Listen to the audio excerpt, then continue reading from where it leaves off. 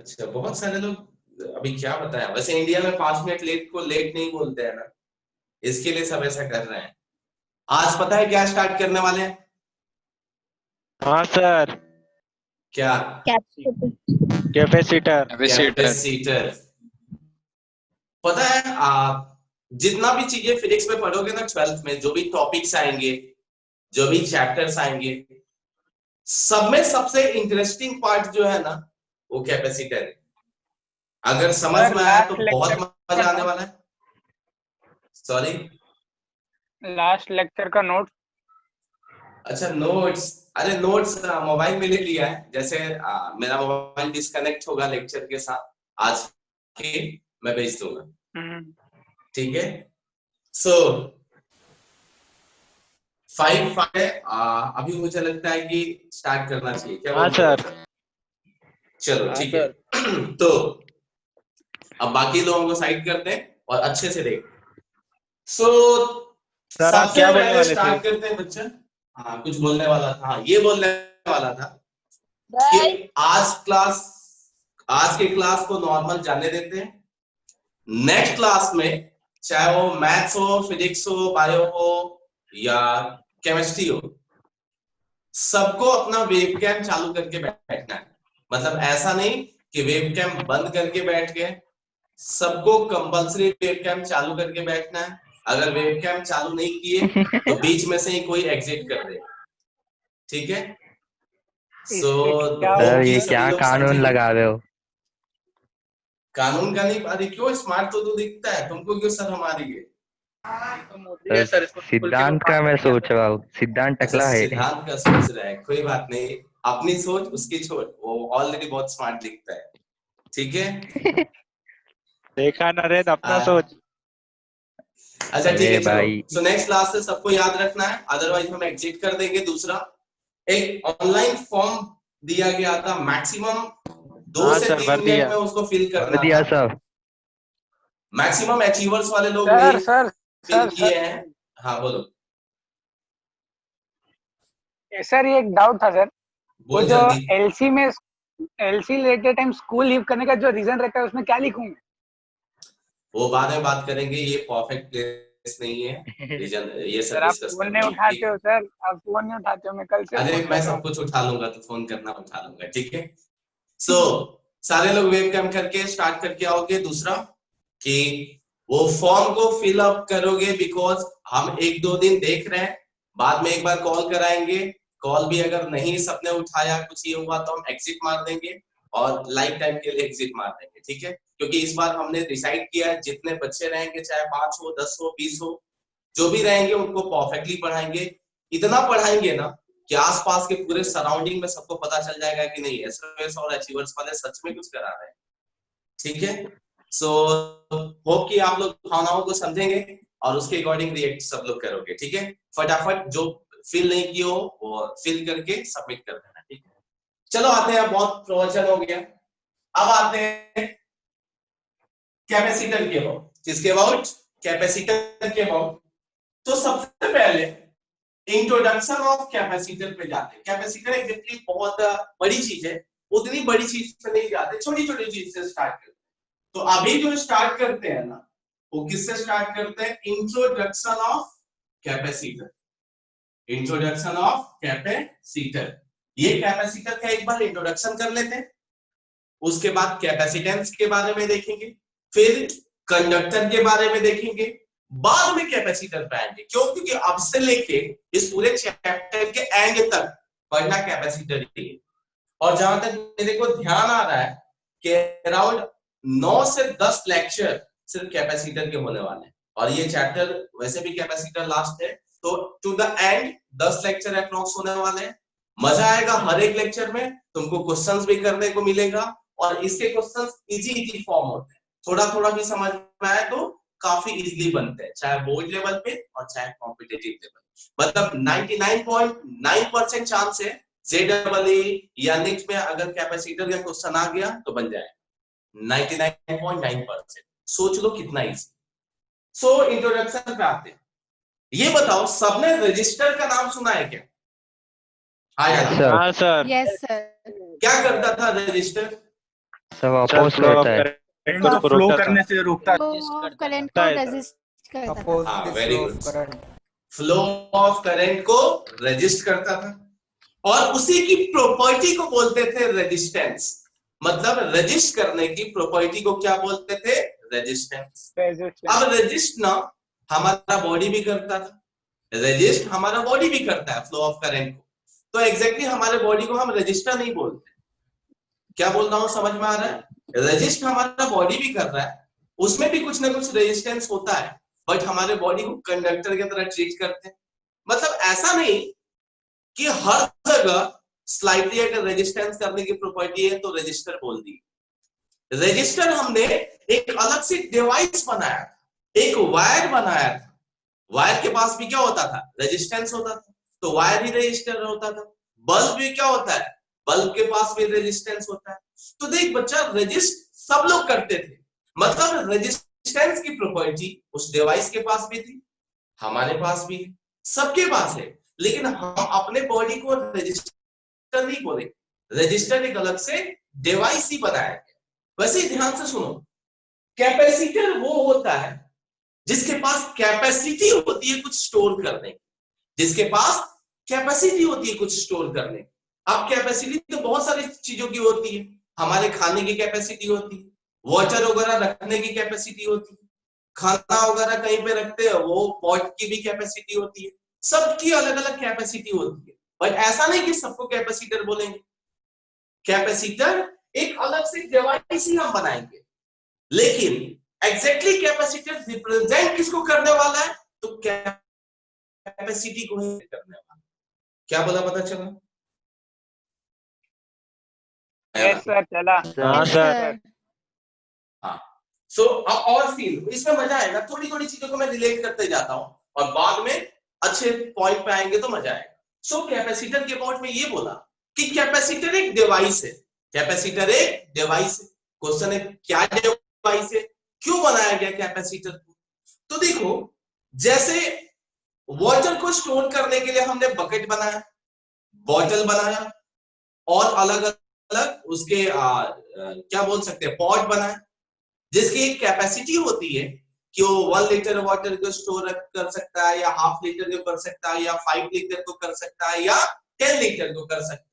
उसकी कैपेसिटी के अकॉर्डिंग बताया गया, इसकी कैपेसिटी 1 लीटर है, 2 लीटर है, 5 लीटर है।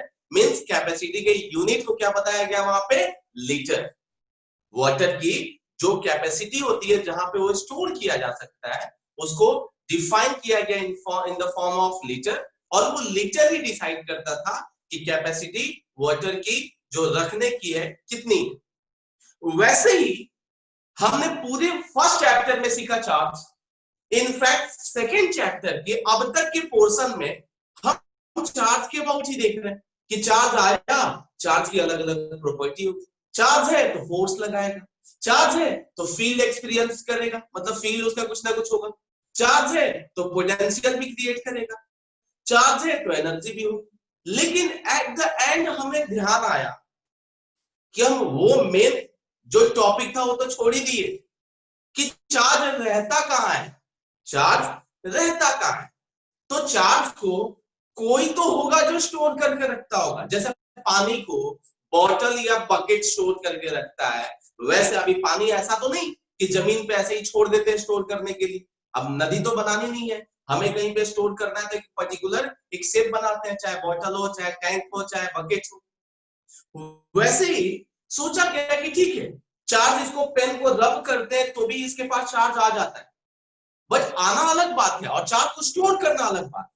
इसको रब किया, चार्ज आया, लेकिन क्या तुम इस चार्ज को स्टोर कर पाए? नहीं, ये चार्ज निकल लिया। थोड़ी देर के बाद में ना वापस पीस ऑफ पेपर के पास लेके जाओगे तो क्या ये अट्रैक्ट करेगा? नहीं करेगा। जो बेडशीट खराब कर रहा है वो कौन है ये सर नंदिनी है सर। नंदनी है। नंदिनी क्या कर रही है? पूरी घर की चीजों को बताना चल रही है पब्लिक प्लेस में। सो अरे ऐसे करोगे ना मेरा पूरा रिदम खराब हो जाएगा, ठीक है? सो मैं क्या बोल रहा था? तो चार्ज आया और चला गया। हाँ, तो जैसे इसको रब किया, चार्ज इसके पास आया और चला गया। मतलब ये स्टोर नहीं कर पाया। तो चार्ज कहीं पे तो स्टोर रहता है ना, कहीं पे तो चार्ज को स्टोर कर सकते हैं ना। तो जहां पे एक ऐसा डिवाइस बनाया हमने जहां पे चार्ज को स्टोर करके रख सकते, जहां पे चार्ज को स्टोर करके रख सकते हैं, इजीली वहां से चार्ज भागेगा नहीं, इजीली वहां से चार्ज भागेगा नहीं। मतलब देखो ध्यान से चीजों को सुनो। जैसे हमने इसको रब किया बाल पे, जो बाल वाला पोर्शन है इस पे भी चार्ज आया, इस पे भी चार्ज आया, बट उस चार्ज को हम स्टोर करके नहीं रख पाए, वो चार्ज निकल लिया वहां से। तो हमने सोचा कि चार्ज को स्टोर करके कहीं तो रखा जा सके जिसका हम यूज कर पाए। क्या हम इसका यूज कर पाए? नहीं। क्यों? थोड़ी देर में निकल लिया हो, तो हम इसका यूज नहीं कर पाए। तो लोगों ने सोचा कि हम एक ऐसा डिवाइस बनाते हैं जो कि उस चार्ज को स्टोर करके रख पाए, उस चार्ज को स्टोर करके रख पाए, और उसी डिवाइस का नाम रख दिया गया कैपेसिटर। उसी डिवाइस का नाम क्या रख दिया गया? कैपेसिटर। मींस कैपेसिटर है क्या? एक डिवाइस है, a device which stores charge, जो कि किसको स्टोर करता है? चार्ज। अब कॉमन सेंस है, इससे पहले हमने पोटेंशियल एनर्जी सीखा था। कहीं पे भी चार्ज है इसका मतलब उसके पास क्या है? Potential energy. कहीं पे भी अगर चार्ज है तो उसके पास एनर्जी है, मतलब सिंपली चार्ज है इसका मतलब क्या है? एनर्जी है। अगर वो एनर्जी है तो in the form of electric field ही होगा, इसीलिए उसको क्या बोलते हैं? इलेक्ट्रिक पोटेंशियल एनर्जी का नाम दिया गया। मतलब अगर किसी डिवाइस के पास चार्ज स्टोर करने की कैपेबिलिटी है, इसका मतलब हम ये भी बोल सकते हैं कि उसके पास एनर्जी स्टोर करने की कैपेबिलिटी। क्या स्टोर करने की कैपेबिलिटी है? सो एनर्जी स्टोर करने की कैपेबिलिटी है। सो लिखेंगे कैपेबिलिटी या कैपेसिटी टू स्टोर एनर्जी। तो क्वेश्चन है हम क्या बोले? क्या स्टोर करता है चार्ज की एनर्जी? तो आंसर है हम चार्ज और एनर्जी को ऐसे रिप्रेजेंट करते हैं कि दोनों आ जाए। तो कैसे अच्छे से रिप्रेजेंट किया गया कि capacitor is a device which stores energy in the form of charge. Capacitor is a device which stores energy in the form of charge. ऐसा ही एक और डिवाइस आएगा, इंडक्टर। बच्चे पूरे इलेक्ट्रॉनिक्स में तीन ही बेसिक एलिमेंट होते हैं पूरे इलेक्ट्रॉनिक्स में। एक होता है रजिस्टर, एक होता है कैपेसिटर, और तीसरा होता है इंडक्टर। एक रजिस्टर, एक कैपेसिटर और तीसरा इंडक्टर। रजिस्टर के बारे में सीख चुके हो, नहीं सीखे हो कोई बात नहीं, थर्ड चैप्टर में रजिस्टर फिर से आएगा, फिर से मेरे जैसे लोग बताएंगे। कैपेसिटर अभी पता चला कि it stores energy in the form of charge, और एक और आएगा उसका नाम रहेगा इंडक्टर। वहां पे भी एनर्जी को ही, इंडक्टर भी एक ऐसा डिवाइस है जो कि एनर्जी को स्टोर करता है। बट चार्ज से कौन सा फील्ड आता है बच्चे? तो चार्ज से ना इलेक्ट्रिक फील्ड आता है, चार्ज से इलेक्ट्रिक फील्ड आता है। मतलब capacitor is a device which stores energy in the form of charge और in the form of electric field, और in the form of electric field. जब इंडक्टर आएगा ना तब बताया जाएगा कि inductor is a device which stores energy, again which stores energy in the form of magnetic field or in the form of magnetic charge। यहाँ पे सिर्फ चार्ज लिख रहे हैं क्योंकि ये इलेक्ट्रिक चार्ज है, वहां पे एक और चार्ज आएगा जिसका नाम रखा जाएगा मैग्नेटिक चार्ज। तो पूरे इलेक्ट्रॉनिक्स में तीन ही बेसिक एलिमेंट आने वाले हैं, एक रजिस्टर, एक कैपेसिटर और एक इंडक्टर, जिसमें रजिस्टर अपोज करता है और बाकी दो एनर्जी को स्टोर करते हैं। कैपेसिटर एनर्जी को स्टोर करता है इन द फॉर्म ऑफ चार्ज और इलेक्ट्रिक फील्ड, मतलब इन the form of electric charge और इलेक्ट्रिक फील्ड। इंडक्टर एनर्जी को स्टोर करता है इन the form of magnetic charge और मैग्नेटिक फील्ड। किसी को यहां तक डाउट है? बोलो बच्चे। नहीं सर। No sir. आपका समझ में आया कि हमारे पास चार्ज कहीं पे भी पड़ा था, बट हमें जरूरत थी। क्वेश्चन है भाई क्यों जरूरत थी? चार्ज स्टोर करने की क्यों जरूरत थी? जब ऐसे किया चार्ज आया चला गया, जाने देते, स्टोर करने की क्या जरूरत? तो सोचो जब पंखा चलता है, जब फैन को जैसे स्विच को क्लिक करते हो, तो स्विच को जब क्लिक करते हो तो फैन जब स्टार्ट होता है और जब फैन पूरा रोटेट होने लगता है, ध्यान से सुनना मैं क्या बोल रहा हूं। During starting time and during running time, क्या दोनों टाइम में उस फैन को सेम एनर्जी लगती होगी या ज्यादा कम लगती है? ज्यादा कम। ज्यादा कम। ज्यादा कम। कब ज्यादा लगती है और ज्यादा कब कम कम। लगती है? चालू करने के लिए ज्यादा ज्यादा के लिए ज्यादा लगती है। ज्यादा, क्योंकि हमने थोड़ा बहुत सीखा था फ्रिक्शन में भी। एक जस्ट एग्जांपल, कोई रिलेशन नहीं है, किसी ऑब्जेक्ट को जब हम आगे बढ़ाते हैं ना तो थोड़ा ज्यादा फ्रिक्शन लगता है, और जब चलने लगता है ना तो कम फ्रिक्शन लगता है, मतलब कम अपोज होता है। तो वैसे ही फैन को स्टार्ट जब करते हैं ना तो स्टार्ट करने के लिए हमें ज्यादा एनर्जी की जरूरत होती है। बाद में जब घूमने लगता है ना तो वो तो बंद भी कर देते हैं, तब भी थोड़ा देर घूमता है। क्यों? क्योंकि वो एनर्जिया को मेंटेन करते रहता है, मतलब थोड़ा कम भी दोगे तो भी वो चलते रहेगा। मतलब अगर तुमको स्टार्ट करना है, फैन को घुमाना है, तब तुमको ज्यादा एनर्जी देनी पड़ेगी। बाद में थोड़ा कम भी दोगे टेंशन नहीं है, क्यों? पहले से ही मूवमेंट में आ गया है, थोड़ा कम भी करंट जाएगा तब भी वो मूव करेगा। तो क्वेश्चन ये है कि हम करें क्या? क्या हमारा जो इलेक्ट्रिकल सप्लाई बोर्ड में आ रहा है, क्या वो इतना इनफ है? देख, दो कंडीशन है, या तो करंट बहुत ज्यादा पहले दे दो और बाद में कम दे दो, क्योंकि कंटिन्यूअस उतना करंट दोगे तो जल जाएगा वो फैन। क्यों? क्योंकि फैन को जहां तक मुझे ध्यान है शायद 4 से 5 एम्पियर की जरूरत होती है, उतने ही करंट की। अब सोचो कि 4 से 5 एम्पियर घूमने की जरूरत है और उसको स्टार्ट होने के लिए सपोज 20 एम्पियर की जरूरत है, उससे बहुत ज्यादा ही होती है। तो सपोज 20 एम्पियर की जरूरत है, मतलब 5 एम्पियर में वो रोटेट हो रहा है और उसको स्टार्ट करने के लिए अराउंड 20 एम्पियर की जरूरत है। तो तुम्हारे पास दो ऑप्शन है, या तो कुछ ऐसा करो बोर्ड में ही जहां तुम्हारा स्विच बोर्ड लगा है कि 20 एम्पियर कंटिन्यूअस देते रहे। अगर 20 एम्पियर तुम कंटिन्यूअस करंट देते रहोगे तो पता है क्या होगा? तुम्हारा पूरा का पूरा वो भी जल जाएगा, फैन भी, और जिस वायर में करंट जा रहा है वो भी जल जाएगा। क्योंकि हम अपने घर में जो वायर यूज करते हैं ना, जनरली 5 एम्पियर से ज्यादा का वायर यूज नहीं करते। इसीलिए देखोगे कि जब एसी लगता है ना तो कई बार उसको डायरेक्ट मीटर से सप्लाई डालते हैं। अगर पहले के किसी के घर में वायरिंग होगी ना तो जब एसी डालते हैं तो उसका सप्लाई अलग से यूज करते हैं। क्यों? क्योंकि एसी में करंट का रेटिंग ज्यादा होता है, मतलब एसी को करंट ज्यादा चाहिए होता है। अभी जो करंट में लोग वायरिंग कराते हैं ना घर पे, जिसके पास ज्यादा पैसा होता है, जिसको एसी लगाने की संभावना दिखती है, वो पहले से ही एक ऐसा वायर डालते हैं जिसकी रेटिंग ज्यादा हो, मतलब ज्यादा करंट को झेल सकता है। ठीक है, सो अभी आते हैं इसमें। या तो तुम 20 एम्पियर दे दो, वो दे नहीं सकते हो। क्यों? 20 एम्पियर कंटिन्यूअसली डालोगे ना तो फैन भी जलेगा, वायर भी जलेगा और तुम्हारा घर भी जलेगा, तो ये डाल नहीं सकते। और 5 एम्पियर डालने से वो रोटेट होने वाला नहीं है। तो हमने सोचा कि एक ऐसा डिवाइस रख देते हैं जो कि पहले से चार्ज को रखे और मुझे जब जरूरत पड़े तब वो यूज कर ले। तो तुरंत उसी कंसेप्ट के साथ ये डिवाइस की जरूरत पड़ी, मतलब उसी कंसेप्ट के साथ समझ में आया कि हम चार्ज को पहले से ही कहीं स्टोर करके रखते हैं, कहीं पे चार्ज को पहले से ही स्टोर करके रखते हैं और जब जरूरत पड़े तब यूज कर, तो उससे काम खत्म हो जाएगा। क्यों? क्योंकि वो कंटिन्यूअसली देगा नहीं, वो तो जितना एनर्जी है तुरंत लिया और दे दिया।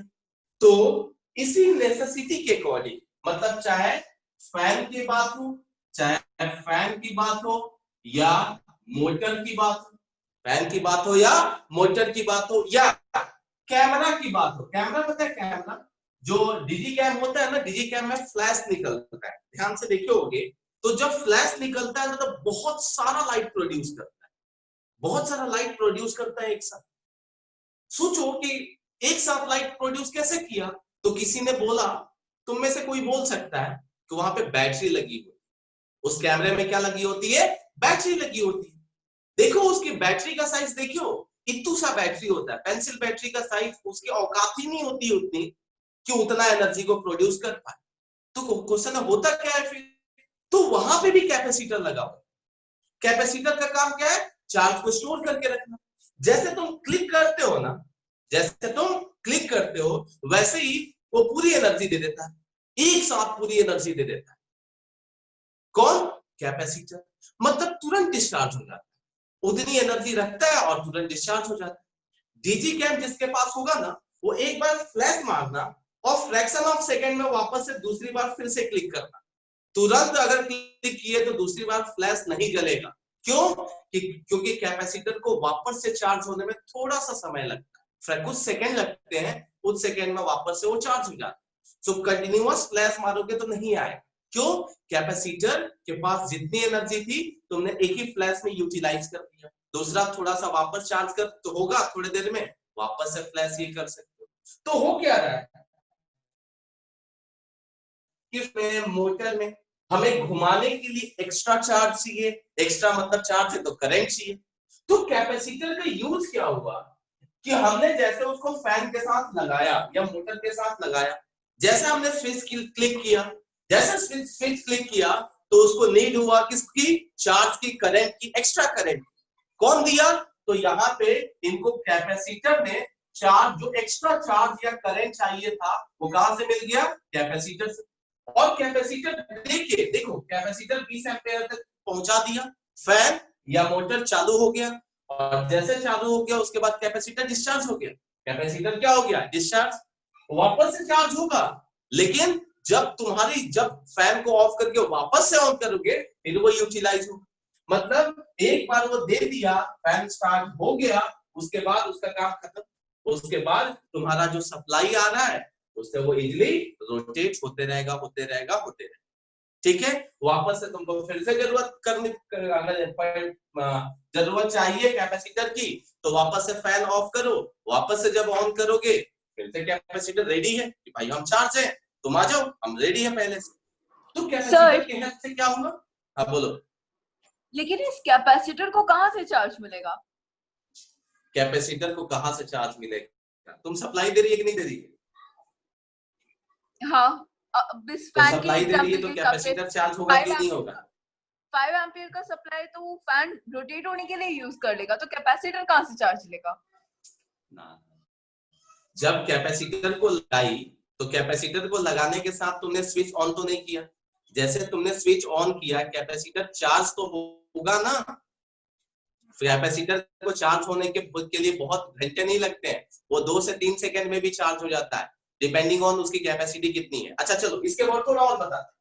बैटरी पता है? बैटरी बोलो लोकिता, बैटरी पता है ना? Yes sir. हाँ सर।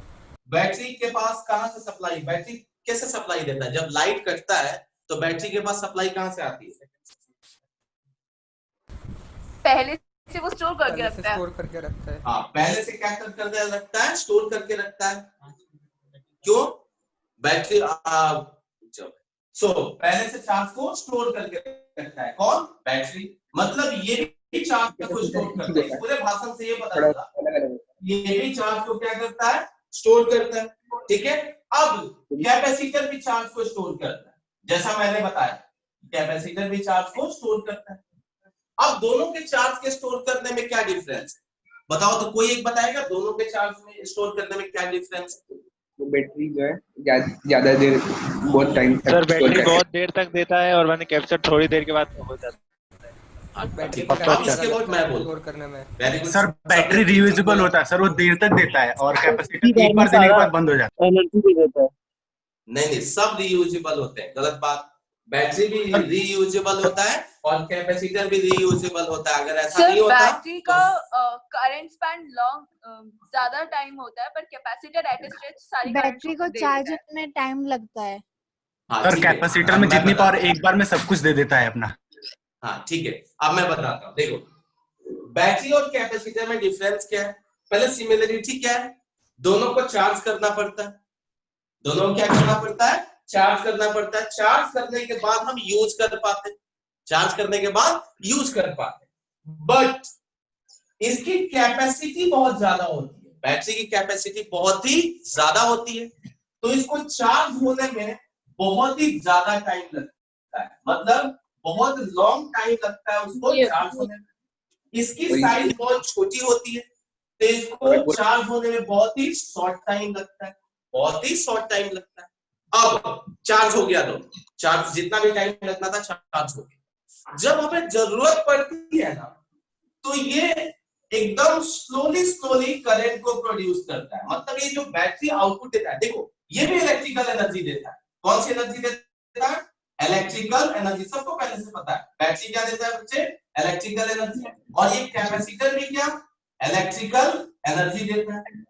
बट दोनों में थोड़ा सा फिर से डिफरेंस क्या है, ये स्लोली देता है, ये क्योंकि स्लोली चार्ज होता है, स्लोली डिस्चार्ज होता है, और ये बहुत ही इंस्टेंट देता है, मतलब सडन देता है, ये बहुत ही इंस्टेंट देता है। तो सोचो ये इंस्टेंट देता है, इसका मतलब इंस्टेंट लेता भी है। मतलब इसको कैमरे, क्या मैं एग्जांपल दिया कि कैमरे के फ्लैश को जब आप क्लिक करते हैं तो जैसे फ्लैश को क्लिक करते हैं कंटिन्यूअस 2 बार करोगे तो नहीं आएगा, लेकिन अगर 2-3 सेकंड के बाद करोगे तो वापस से आता है। क्यों? क्योंकि उस 2-3 सेकंड में कैपेसिटर चार्ज हो गया, क्योंकि उसकी औकात ही थोड़ी सी है, वो औकात जितनी है ना वो रखा और एक ही साथ सबका सब निकाल दिया। यही उसका फायदा है, यही कैपेसिटर के रखने से फायदा होता है। क्यों? क्योंकि साइज छोटी है, फटाफट चार्ज हो जाएगा और फटाफट डिस्चार्ज हो जाएगा। तुम फैन को एक बार क्लिक करो, तुरंत देखो रोटेशन में जैसे आया बंद कर दो, एंड वापस से क्लिक करो, देखो फिर से झटका थोड़ा सा लगता है एंड वापस से थोड़ा घूमने की वापस से स्टार्ट करता है। मतलब कुछ सेकंड में ही हमारा कैपेसिटर वापस से चार्ज हो जाता है। और वो चार्ज कहां से हुआ? जो तुमने सप्लाई दिया वहीं से हुआ। ये बैटरी जो इन्वर्टर लगाते हैं घर पे, जैसे लाइट कटता है उसके बाद चलता है, कहां से चार्ज हुआ? तो उसी सप्लाई से चार्ज हुआ जिस सप्लाई से तुम यूज कर रहे थे पहले घर में लाइट होगा, उसी सप्लाई से बैटरी भी चार्ज हुआ और उसी सप्लाई से कैपेसिटर भी चार्ज हुआ। और ये जल्दी हुआ और ये धीरे धीरे आराम से होता है। इसीलिए कैपेसिटर को जब फैन में जो लगा होता है ना गोल सा से ऐसा, उसको कंडेंसर बोलते हैं, और कंडेंसर ही एग्जैक्टली कैपेसिटर होता है। कंडेंसर को ही एग्जैक्टली क्या बोलते हैं? कैपेसिटर बोलते हैं। तो उसके पास चार्ज को स्टोर करने के लिए बहुत ज्यादा टाइम नहीं चाहिए, पहले से वो डिस्चार्ज है, मान लिया जैसे तुमने ऑन किया ना फटाक से उसमें जाएगा और फ्रैक्शन ऑफ सेकंड में, कुछ सेकंड में वो चार्ज हो गया और जैसे चार्ज हुआ वापस से रोटेट कर देगा। पता चला गीता? अरे बोलो यस जल्दी। सर। कुछ किसी को डाउट है यहाँ तक? Yes sir. What's the difference between battery and capacitor? Yes or no? Sir no हाँ, सर। बोलो। सर बैटरी को कैपेसिटर बोल सकते हैं, वो भी तो चार्ज स्टोर कर अरे रहा है। नहीं बोल सकते हैं भाई, बैटरी और कैपेसिटर में डिफरेंस है। बैटरी जो है बहुत स्लोली चार्ज होता है और बहुत स्लोली डिस्चार्ज होता है। दूसरा, बैटरी में जो फेनोमेना होता है वो chemical energy to electrical energy होता है। इसमें यहाँ पे कोई इलेक्ट्रिकल केमिकल एनर्जी बच्चा नहीं होता है। 10th क्लास में सिखाया गया होगा, केमिस्ट्री में सर ने भी सिखाया होगा कि बैटरी केमिकल एनर्जी को इलेक्ट्रिकल एनर्जी में कन्वर्ट करता है, बट इसमें कोई भी केमिकल रिएक्शन नहीं होता है। ये बहुत ही स्लोली होता है और ये बहुत ही सडन होता है। सो कैपेसिटर का क्यों हमें चार्ज स्टोर करने की जरूरत पड़ी, ये पता चला कि चार्ज स्टोर ही क्यों किया। यस और नो? यस इसमें यहाँ तक डाउट नहीं है ना? सर एक और भाई, क्वेश्चन। जरूरत क्यों पड़ी? सर कोई कुछ बोल। हाँ सर, फैन और मोटर के केस में तो हम कंटिन्यूअस सप्लाई दे रहे हैं, कैमरा के केस में तो वो कैमरा खुद बैटरी से चल रहा है, तो कैपेसिटर को भी चार्ज बैटरी से जाएगा। हाँ, कैपेसिटर को भी चार्ज बैटरी से ही जाएगा, और वो जो वहां पे जो कैपेसिटर लगा होता है इससे थोड़ा छोटा होता है, बट उससे फर्क नहीं पड़ता। उसी पेंसिल बैटरी से उसको चार्ज मिला, उससे वो चार्ज हुआ, और जैसे तुम क्लिक किए उसके बाद वो पूरा का पूरा एनर्जी एक साथ यूज कर लेता है और वो डिस्चार्ज करता है। बोलो बच्चे। क्लियर हो गया? एक चीज और, कैपेसिटर क्या होता है पता है? उसकी जितनी औकात है ना उतनी लेता है एनर्जी।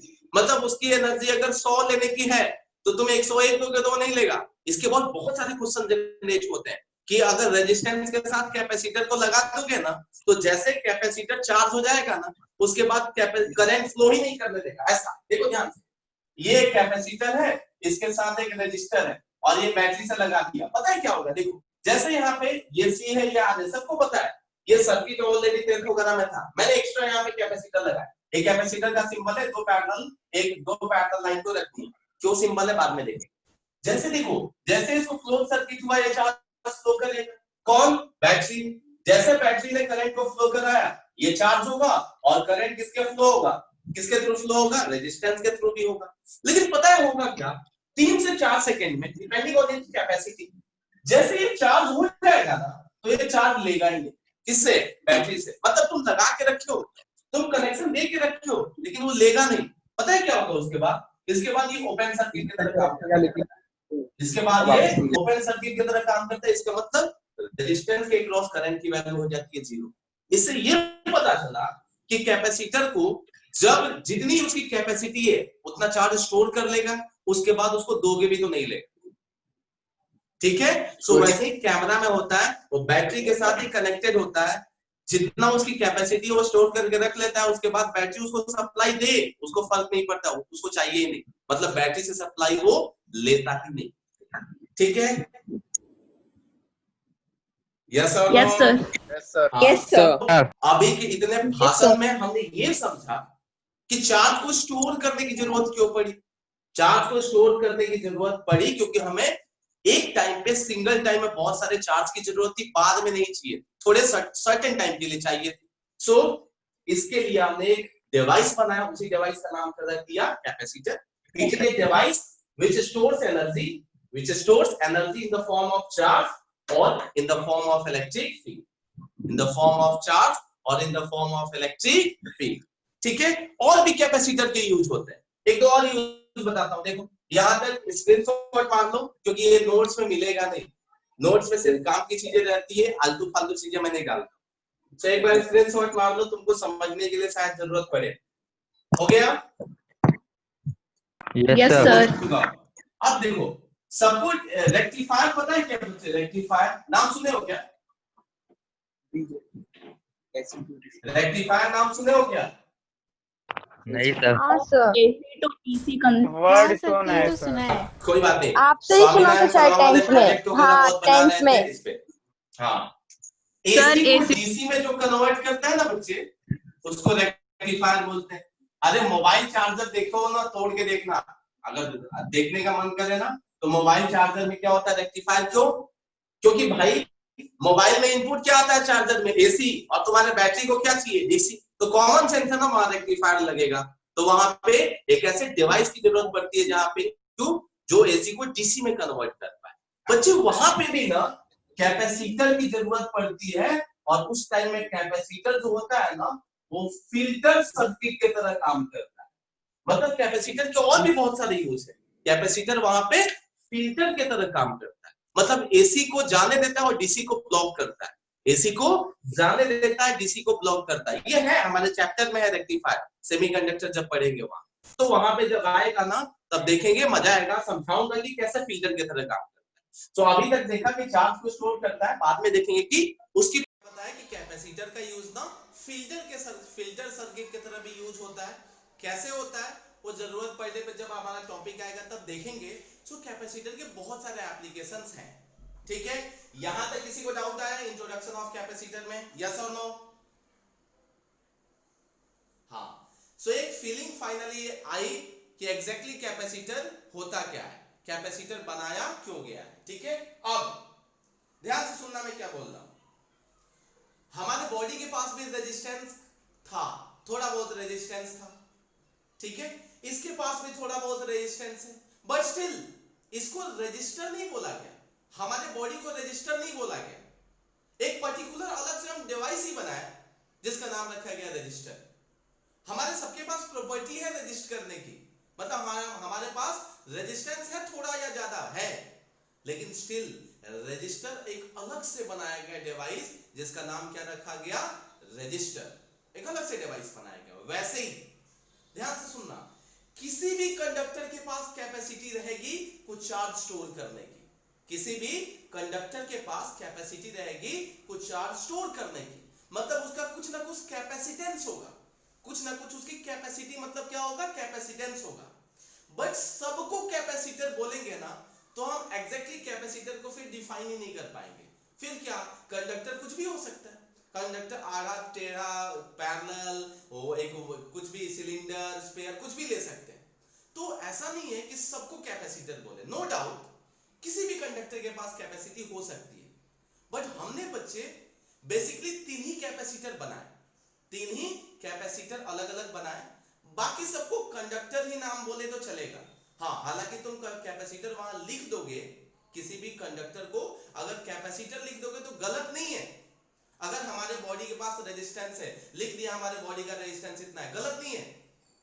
लेकिन हम अगर ऐसा लिख दिया कि हमारा बॉडी कंडक्टर है, उसमें इतना रेजिस्टेंस है, तो ये ज्यादा बेटर वर्ड हुआ कि हमारा बॉडी एक कंडक्टर है और उसके पास रेजिस्टेंस इतना है। वैसे ही अगर कोई कंडक्टर है, कंडक्टर के पास चार्ज है, कंडक्टर के पास चार्ज है, इसका मतलब इसके पास कुछ ना कुछ कैपेसिटी है। कैपेसिटी मतलब कैपेसिटेंस है। जिस प्रॉपर्टी से वो स्टोर कर पाता है उसी को कैपेसिटेंस बोलते हैं। जैसे रजिस्ट करने की प्रॉपर्टी को रेजिस्टेंस बोलते थे, वैसे ही स्टोर करने की कैपेसिटी को कैपेसिटेंस बोलते हैं। स्टोर करने की प्रॉपर्टी को कैपेसिटेंस बोलते हैं। सो ये कंडक्टर है, चार्ज है मतलब कुछ ना कुछ उसका कैपेसिटी है, कैपेसिटेंस है। बट इसको अगर कैपेसिटर बोलोगे ना तो कैपेसिटर के टाइप्स में गड़बड़ हो जाएगा। तो नो डाउट इसको बोल सकते हैं कैपेसिटर, बट इसको कैपेसिटर हम बोलेंगे नहीं, याद रखना, हम इसको कंडक्टर ही बोलेंगे। हम इसको क्या बोलेंगे बच्चे? कंडक्टर। नो डाउट इसके पास कैपेसिटेंस है, हम इसको कैपेसिटर बोल सकते हैं, बट तुम यूज इसलिए मत करना। क्यों? क्योंकि कैपेसिटर के आगे मैं सिखाऊंगा 3 ही टाइप्स होते हैं जो प्रैक्टिकली यूज करते हैं, जो डिवाइस हमने बनाया है। अब ये डिवाइस थोड़ी है, ये तो सिंपल एक कंडक्टर है। तो हम डिवाइस वाइज ना 3 टाइप के कैपेसिटर बताएंगे। तो इसीलिए मैं हर जगह उसको कंडक्टर लिखते जाऊंगा, कंफ्यूज मत होना। कंडक्टर भी एक टाइप का कैपेसिटर ही है, बट हम डेली लाइफ में जो यूज करते हैं वो 3 ही कैपेसिटर होता है, पैरेलल, स्फेरिकल और सिलिंड्रिकल। इसीलिए बाकी सबको मैं कंडक्टर ही लिखूंगा। और उस कंडक्टर के पास कुछ ना कुछ कैपेसिटी रहेगी चार्ज को स्टोर करने की, उसी कैपेसिटी को हम बोलेंगे कैपेसिटेंस। उसी कैपेसिटी को क्या बोलेंगे? कैपेसिटेंस। किसी को डाउट है यहां तक बच्चे? हाँ, पक्का? अब चलो, अब आते हैं थोड़ा सा और डिस्क्रिप्शन पे आते हैं, किसके? कैपेसिटेंस पे। तो कैपेसिटेंस को बच्चे C से डिनोट करते हैं।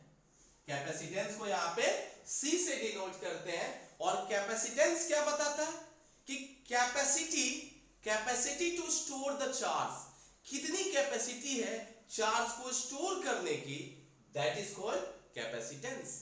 मतलब एबिलिटी और कैपेसिटी टू स्टोर चार्ज और टू स्टोर इलेक्ट्रिक फील्ड और to store energy is called capacitance, is called capacitance. किसी को डाउट है बच्चे? Very good. अब लिया एक कंडक्टर, चलो अब ध्यान से इस कैपेसिटी को डिफाइन करना पड़ेगा। जैसे रेजिस्टेंस को तुमने डिफाइन किया है, R equal to V upon I, तुम डिफाइन किए हो। R इक्वल टू क्या होता है? V अपॉन I, मतलब resistance equal to voltage upon current होता है। अच्छा फटाफट बताना, ये रेजिस्टेंस V पे डिपेंड करता है, I पे डिपेंड करता है कि दोनों पे?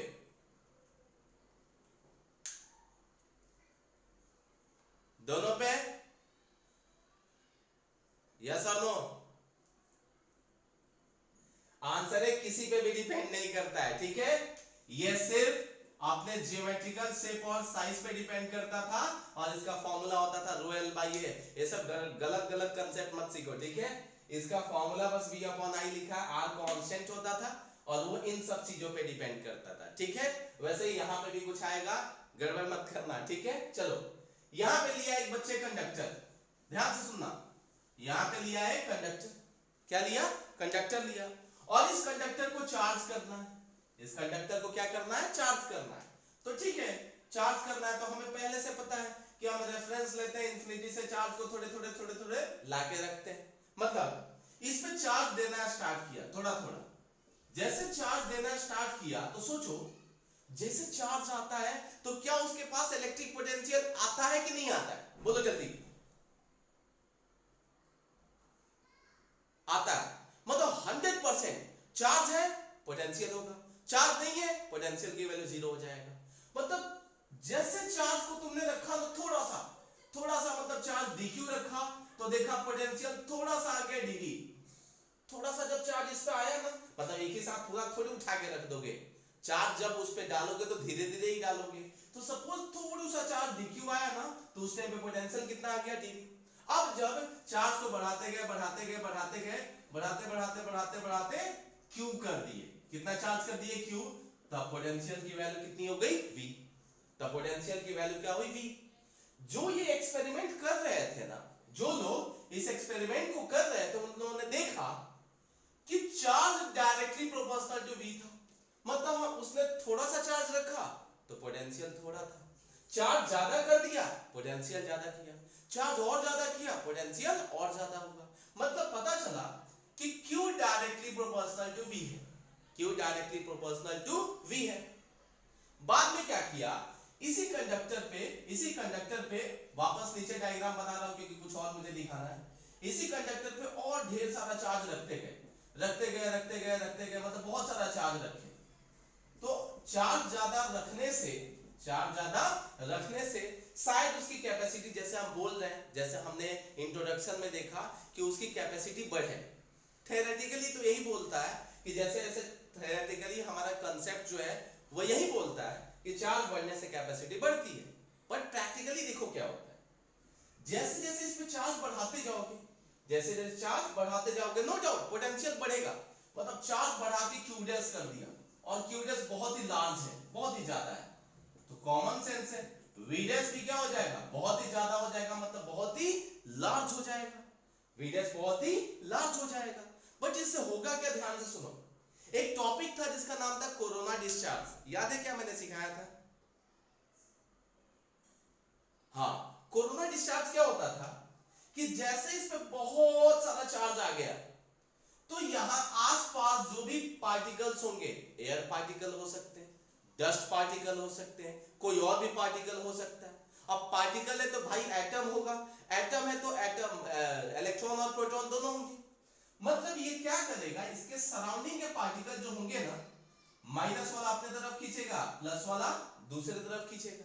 अब होगा ये कि जब इसके पोटेंशियल की वैल्यू बहुत ज्यादा हो जाएगा ना, बहुत ज्यादा हो जाएगा, तब ये इलेक्ट्रॉन को खींच लेगा अपने साइड, तब ये इलेक्ट्रॉन को क्या कर लेगा, उससे खींच लेगा। मतलब ये जो पार्टिकल है इसका ब्रेकडाउन हो जाएगा, ये जो यहां पार्टिकल है उसका ब्रेकडाउन हो जाएगा, उसी का नाम रखेंगे ब्रेकडाउन वोल्टेज करके आएगा कैपेसिटर में एक टॉपिक आगे, तो उसको आगे देखेंगे। अभी कोरोना पे आते हैं, कोरोना डिस्चार्ज। जैसे यहां पे एक इलेक्ट्रॉन उठ के इसके पास आ गया तो क्या हुआ, जैसे इलेक्ट्रॉन इसके पास आया तो देखो चार्ज कम किया कि नहीं किया, अरे बोलो, इस पे नेट चार्ज कम हुआ कि नहीं हुआ? तो जब नेट चार्ज की वैल्यू कम हो गई, नेट चार्ज की वैल्यू अगर कम हो गई तो क्या पोटेंशियल की वैल्यू भी कम नहीं हुई? आंसर है हुई। अब जब चार्ज की वैल्यू देखो, Q डैश की वैल्यू कम हुई तो क्या हुई, पोटेंशियल की वैल्यू भी क्या हो गई, कम हो गई। मतलब ऐसा नहीं कि बहुत सारा चार्ज रख सकते हो, उसकी भी एक लिमिट होती है कि उस लिमिट से ज्यादा उस पे चार्ज स्टोर नहीं कर सकते हो। सो क्या हो रहा है कि ध्यान से सुनना, क्या हो रहा है कि किसी भी ये की कैपेसिटी हम बताते हैं इनफाइनाइट होती है, बट प्रैक्टिकली ऐसा नहीं होता है। उसकी कैपेसिटी एक टाइम के बाद रुक जाती है कि उससे ज्यादा वो रखेंगे ना तो गड़बड़ हो जाएगा। अब देखो मैं क्या बता रहा था, वो देखो कोरोना डिस्चार्ज समझ में आया? अरे कोरोना डिस्चार्ज समझ में आया? कोरोना डिस्चार्ज से मैं ये बताने की ट्राई किया कि बहुत ज्यादा उसको चार्ज देने से कंडक्टर में फायदा नहीं है, कंडक्टर में बहुत ज्यादा चार्ज देने से फायदा नहीं है। क्यों? क्योंकि बहुत ज्यादा कंडक्टर दोगे तो आसपास को आइसोलेट करेगा, आइसोलेशन की वजह से कोरोना डिस्चार्ज होगा, मतलब ऑटोमेटिक इसकी कैपेसिटी कम हो गई, मतलब Q डैश की वैल्यू क्या होगी, कम होगी, V डैश की वैल्यू भी क्या होगी, कम हो जाएगी। ठीक है, तो प्रैक्टिकली कितना भी रख सकते हैं, बट थ्योरेटिकली कितना भी रख सकते हैं, प्रैक्टिकली कितना भी नहीं रख सकते हैं। ठीक है, अब चलो देखो यहां हुआ ये कि जब Q बढ़ाया तो V बढ़ा, यहां पे Q डैश जब आया, देखो Q डैश जब आया तो directly proportional to V dash हो गया, directly proportional to V dash. बाद में कोरोना डिस्चार्ज भी हुआ ना तो बच्चे Q डबल डैश हो गया, बाद में चार्ज कम हो गया तो ये V डबल डैश हो गया। उस टाइम में भी Q double dash directly proportional to क्या था, V डबल डैश। बट पता है सब में कॉमन क्या दिखा, सब में कॉमन ये दिखा कि इसका रेशियो Q बाई V का रेशियो, Q बाई V का ratio, Q dash by V dash का ratio, Q double dash upon V double dash का रेशियो, सबकी वैल्यू सेम ही निकली, सबकी वैल्यू क्या निकली, सेम। मतलब इसका रेशियो हर बार सेम आया, और रेशियो को ही हम कांस्टेंट लेते हैं, कुछ रेशियो को ही क्या लेते हैं, कुछ कांस्टेंट लेते हैं, और उसी कांस्टेंट का नाम कुछ ना कुछ तो रखना था ना।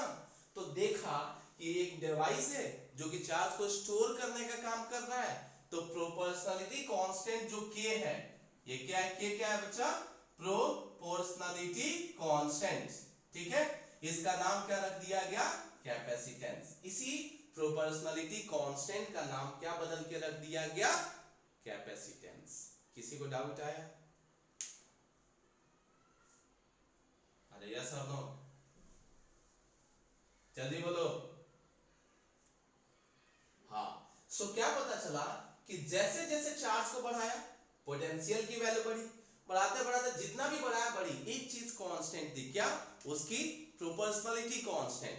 और जैसे इक्वल टू किया वहां जो प्रोपोर्शनलिटी कांस्टेंट के आना चाहिए था, अब ये साइंटिस्ट जो थे उनको के अच्छा नहीं लगा, उसी के जगह पे क्या रख दिया, सी।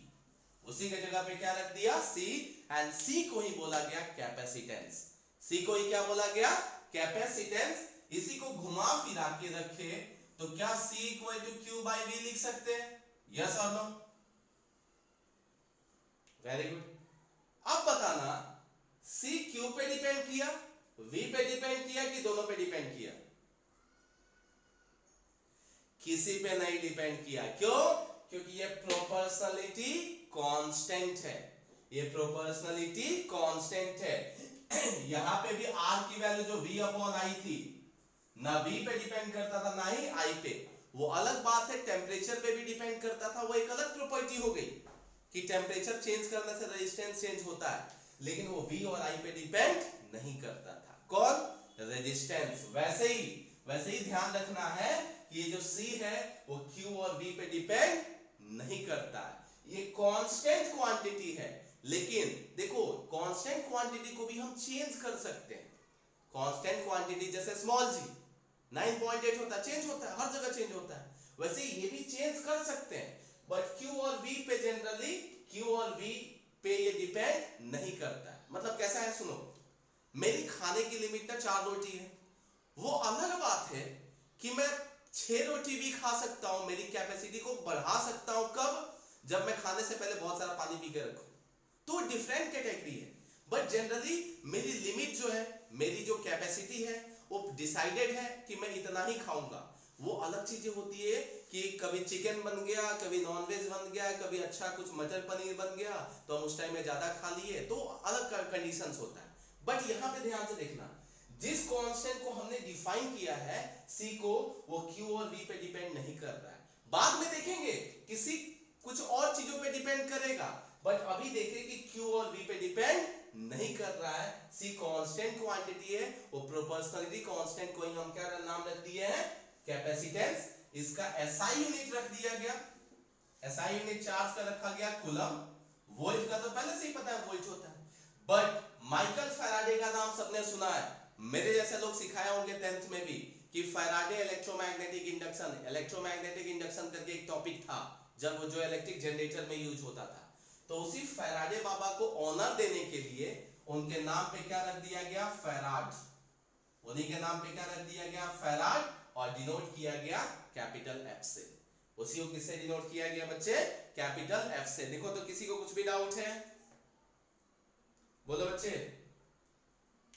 सो SI यूनिट क्या हो गया, coulomb per volt. But farad बाबा को ऑनर देने के लिए क्या रख दिया गया, फैराड। लेकिन उसमें भी ध्यान देना कि फैराड बहुत बड़ा यूनिट होता है। जैसे कूलम, पता नहीं, एक कूलम बहुत बड़ा चार्ज होता था, तो जनरली हम मिली कूलम, नैनो कूलम यूज करते हैं। वैसे ही हम प्रैक्टिकली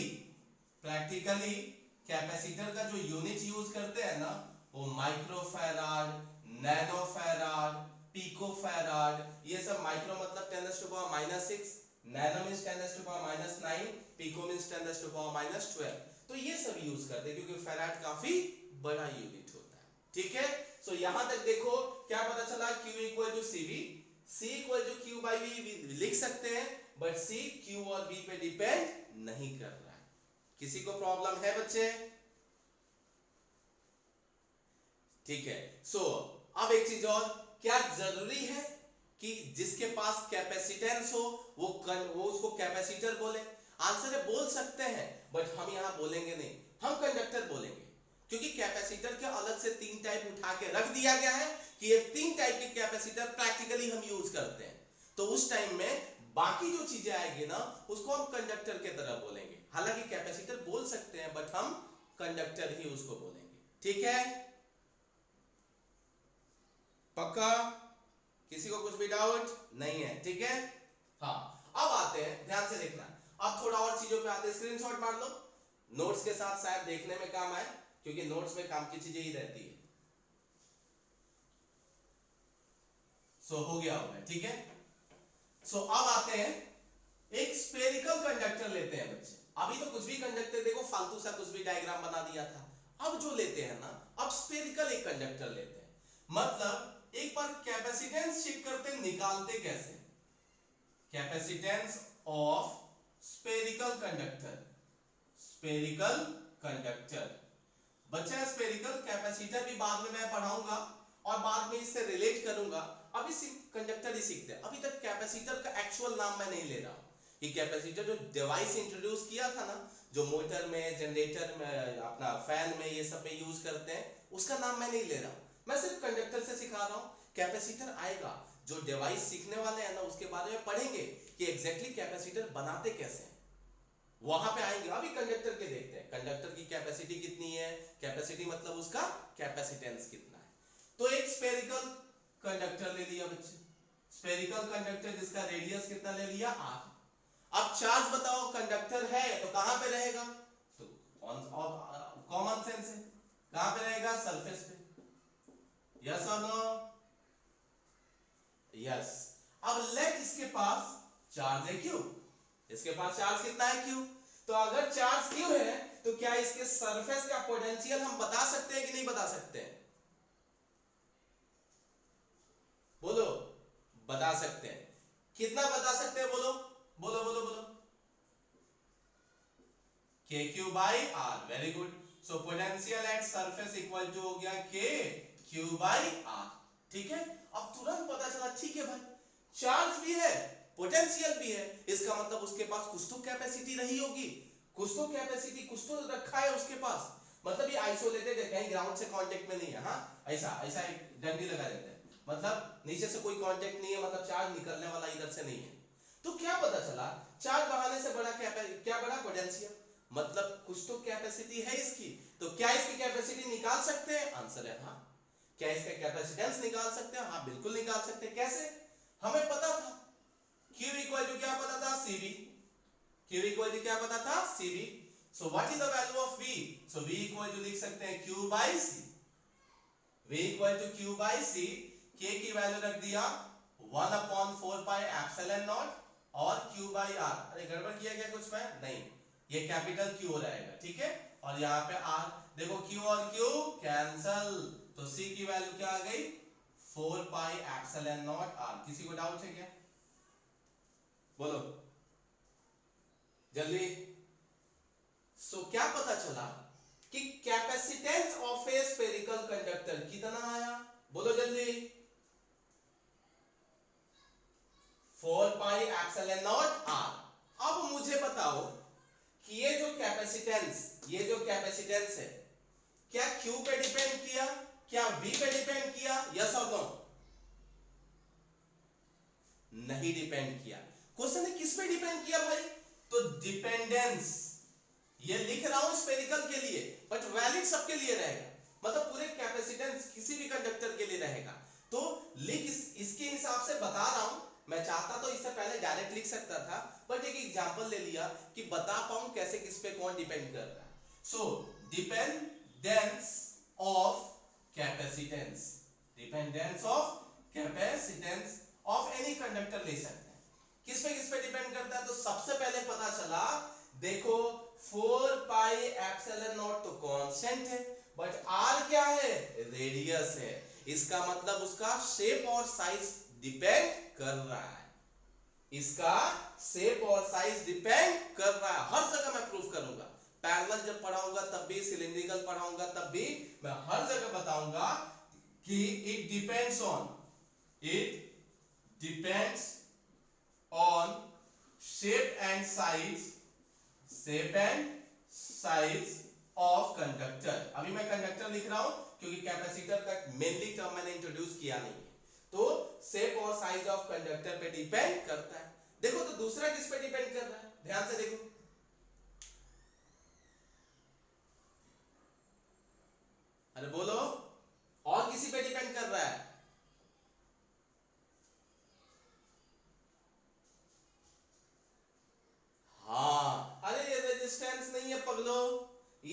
रेडियस है, रेजिस्टेंस तो जस्ट रिलेट करने के लिए बताया, ये R फॉर रेडियस है यहाँ, ठीक है। सो देखो यहाँ एप्सिलॉन नॉट है, एप्सिलॉन नॉट किसकी परमिटिविटी होती है? फ्री स्पेस की, वैक्यूम की। अगर कुछ मीडियम डाल दिया तो भाई मीडियम डाल दिया तो उस टाइम में C equal to 4 pi epsilon into R लिखना पड़ेगा। अगर एयर में देख रहे हो या वैक्यूम में देख रहे हो तो परमिटिविटी वैक्यूम की, मीडियम में रखोगे तो परमिटिविटी किसकी? मीडियम की। किससे डिनोट करते थे? एप्सिलॉन से। इसी एप्सिलॉन इक्वल टू लिखते थे बच्चे, एप्सिलॉन को epsilon not into epsilon R। याद करो, एप्सिलॉन को लिखते थे epsilon not into epsilon R, जिसको रिलेटिव परमिटिविटी का नाम दिया था, और वो रिलेटिव परमिटिविटी 1 से ज्यादा होता था। इसका मतलब किसी और मीडियम में रखोगे तो कैपेसिटी बढ़ जाएगी, मतलब मीडियम पे डिपेंड करता है। तो दूसरा किस पे डिपेंड करता है बच्चा? सराउंडिंग मीडियम, सराउंडिंग मीडियम, मतलब उसके आस पास में कौन सा मीडियम है उस पे भी डिपेंड करता है, ठीक है। ये 2 पॉइंट सभी लोग सिखाते हैं। एक और तीसरा पॉइंट है बच्चा जो आपको सीखना पड़ेगा। तीसरा पॉइंट ये है presence of other near by conductor. ये पॉइंट जनरली बुक्स वगैरह में दिया नहीं रहता है, बट ये जरूरी है जानना।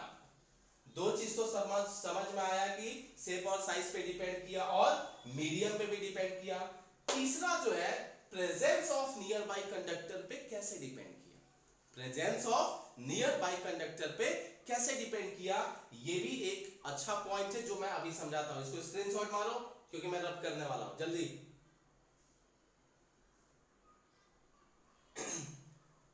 ले लिए? हाँ, सो देखो ध्यान से, तीसरा पॉइंट को मैं एक्सप्लेन कर रहा हूं। सो थर्ड पॉइंट क्या है बच्चे? देखो थर्ड पॉइंट में क्या किया, ये एक आइसोलेटेड कंडक्टर लिया जो चार्ज था पहले से, जो क्या था? चार्ज था पहले से, ठीक है। और इसके पास चार्ज की वैल्यू थी Q, चार्ज की वैल्यू कितनी थी? Q, और उसके अकॉर्डिंग इसके पास पोटेंशियल भी रहा होगा V, उसके पास पोटेंशियल क्या रहा होगा? V, ठीक है।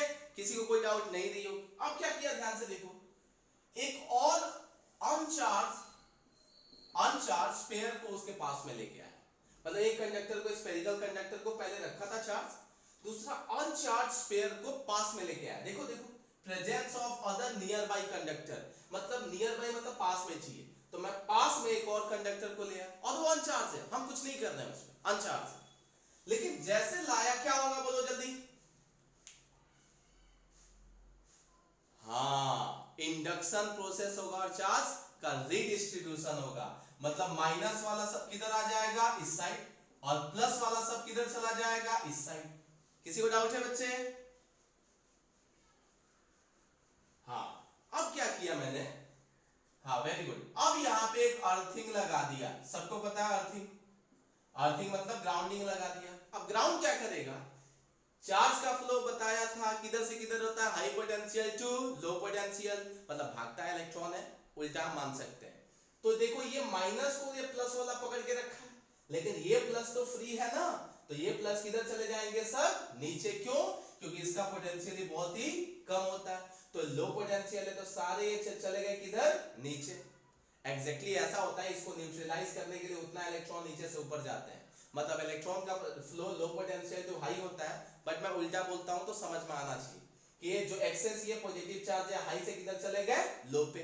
तो कैसा डायग्राम बनेगा? तो आप कुछ ऐसा डायग्राम बना देखो।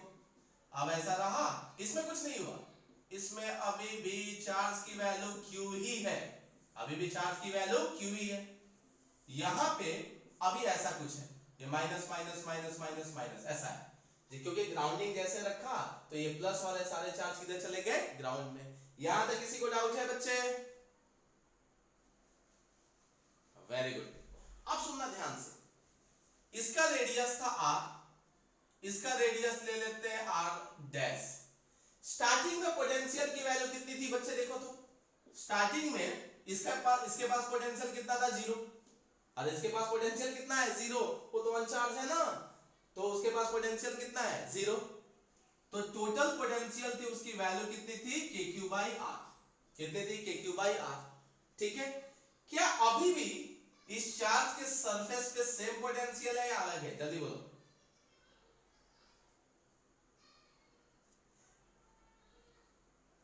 बोलो, अभी भी इस चार्ज पे सेम पोटेंशियल V है या चेंज हुआ? आंसर है चेंज हुआ। चेंज हुआ, देखो कैसे हुआ वही बताता हूं। सेम रहा तो फिर कैपेसिटेंस कैसे अफेक्ट होगा, चेक करो। इस पॉइंट पे जब वापस से पोटेंशियल लिखोगे तो क्या ये अनचार्ज है? देखना, क्या ये अनचार्ज है, हाँ या ना? नहीं। जब ये अनचार्ज नहीं है तो नेट पोटेंशियल निकालोगे तो क्या लिखना पड़ेगा? V1 plus V2, V1 plus V2। अब इसका पोटेंशियल पॉजिटिव में है और इसका पोटेंशियल किस में आएगा? निगेटिव में आएगा। मतलब यहां से यहां तक का कुछ डिस्टेंस होगा, KQ/R ही यूज होगा, क्योंकि डिस्टेंस जो है इस सरफेस से बाहर चला जाएगा। इस सरफेस पे देखना है इन दोनों एक और से, तो इसका पोटेंशियल KQ/R तो पहले से है ही, इसका भी कुछ पोटेंशियल आएगा। तो टोटल ओवरऑल पोटेंशियल कम हुआ कि ज्यादा हुआ कि सेम हुआ? कम हुआ। क्यों? क्योंकि ये जो प्रेजेंस वाला था उसके पोटेंशियल को क्या कर दिया? कम कर दिया। इसका मतलब V डैश की वैल्यू लेस देन क्या हो गई? V। मतलब पहले पोटेंशियल जो V था, अभी पोटेंशियल की वैल्यू क्या हो गई? कम हो गई। यस और नो? अरे बोलो। तो C का फॉर्मूला Q/V देखे थे कि नहीं देखे थे? C का फॉर्मूला Q/V देखे थे। अब इसमें देखो चार्ज की वैल्यू, ये भी एक प्रोसेस है, जो वो ये पॉइंट को मैंने समझाया। चार्ज की वैल्यू कांस्टेंट है, चार्ज की वैल्यू कांस्टेंट की कांस्टेंट रह गई।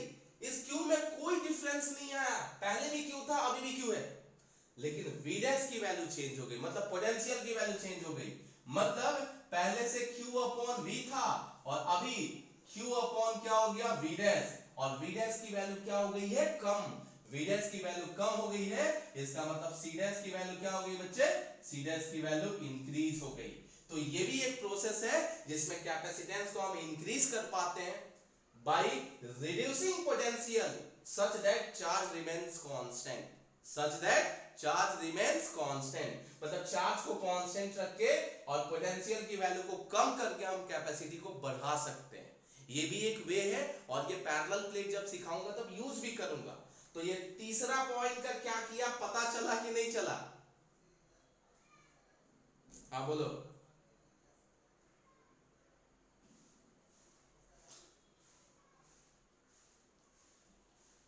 सेम चीजें मैं बताया कि देख, रेजिस्टेंस का जब लिखते हैं फॉर्मूला V/I, रेजिस्टेंस V और I पे डिपेंड नहीं करता है, लेकिन करंट बढ़ने से जब टेम्परेचर बढ़ता है तो उसकी रेजिस्टिविटी चेंज होती है। वो एक अलग प्रॉपर्टी थी जो 10th में पता नहीं कि तुमको सिखाया गया नहीं सिखाया गया। मैं 3rd चैप्टर इलेक्ट्रिसिटी में सिखाऊंगा कि जब करंट बहुत ज्यादा बढ़ा दोगे तो टेम्परेचर बढ़ता है, और टेम्परेचर के बढ़ने से रेजिस्टेंस चेंज होता है। तो एक डिफरेंट काइंड ऑफ प्रॉपर्टी है, ठीक है। बाकी वो जो मैंने सिखाया था कि Q बढ़ाने से V की वैल्यू बढ़ती है, बट स्टिल मैं यहां पे एक प्रॉपर्टी ये बताया कि हम ऐसा भी कर सकते हैं। मतलब चार्ज को कांस्टेंट रख के हम पोटेंशियल की वैल्यू को अगर कम कर दिए तो उस टाइम पे भी कैपेसिटी इंक्रीज की जा सकती है। दोनों में डिफरेंस है। क्या बोला, पता चला? हाँ ना बच्चा, रेजिस्टेंस रेजिस्टिविटी पे डिपेंड करता है, और रेजिस्टिविटी जब चेंज होता है तो रेजिस्टेंस भी चेंज होता है। मतलब रेजिस्टेंस भी टेम्परेचर पे डिपेंड करता है और रेजिस्टिविटी भी डिपेंड करता है। रेजिस्टेंस टेम्परेचर पे इसलिए डिपेंड करता है क्योंकि रेजिस्टिविटी टेम्परेचर पे डिपेंड करता है। और इसका पूरा इक्वेशन हमें है 3rd चैप्टर में, पूरा भर की इक्वेशन, सिर्फ हवा में बात नहीं होगी, उसके मैथमेटिकल टर्म आएंगे, कितना टेम्परेचर चेंज होने से कितना रेजिस्टिविटी, कितना रेजिस्टेंस चेंज होगा, ये सब सिखाया जाएगा वहां। सो ये पॉइंट समझ में आया? ये पॉइंट एक टिपिकल पॉइंट था, बट बताना जरूरी था क्योंकि जनरली बुक में भी यही दो लिखा रहता है, कहीं साइड में लिख देगा तो पता नहीं, लेकिन इसको एक्सप्लेन नहीं करते क्योंकि पता नहीं चलता है कैसे इसको एक्सप्लेन करना है। आया कि नहीं आया? एक बार फिर से बताऊं। हाँ, इस इससे पहले मैंने सिखाया कि C की वैल्यू Q और V पे डिपेंड नहीं करती है। अभी भी मैं बोल रहा हूं C की वैल्यू Q और V पे डिपेंड नहीं कर रही है, बट एक कंडीशन है कि अगर अर्थिंग के साथ कोई न्यूट्रल कंडक्टर को उसके प्रेजेंस में उसके आजू बाजू ला दे तो कैपेसिटी को अफेक्ट कर देगा, उस टाइम में वो कैपेसिटेंस को चेंज कर देगा। वही तो लिखा कि किस पे डिपेंड कर रहा है, मतलब डिपेंडेंस की तो बात कर रहे हैं हम। किसकी बात कर रहे हैं? डिपेंडेंस की बात कर रहे हैं।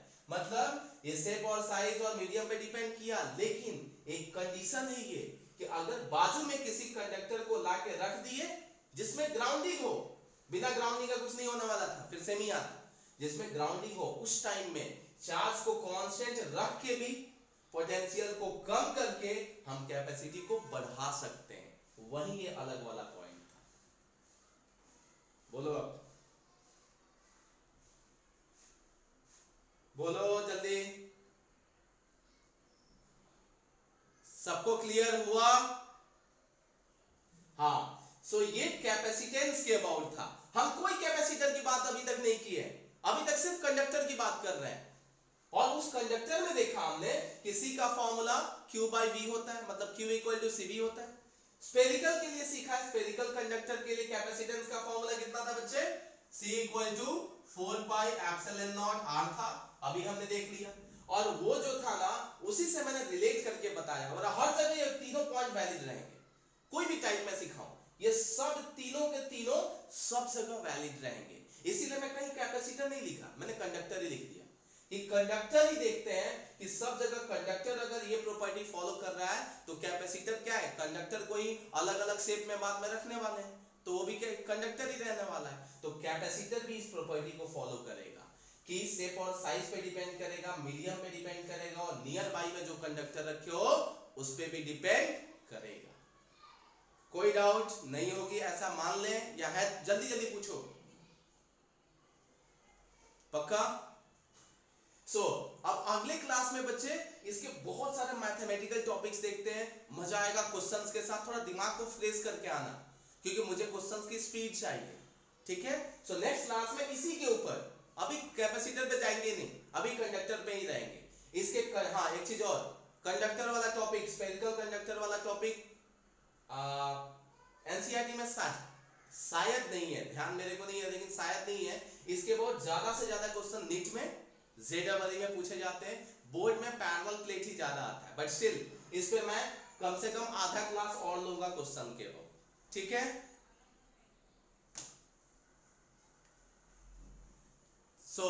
स्टिल किसी को डाउट होगी तो शर्माना नहीं रे, कॉल करना बाद में भी कॉल करना, मैं एक्सप्लेन करूंगा, ठीक है? कल मिलते हैं बच्चे, तब तक के लिए अच्छे से रहो, और नेक्स्ट क्लास 5 मिनट में स्टार्ट होगा, ठीक है? चलो ठीक है, थैंक यू।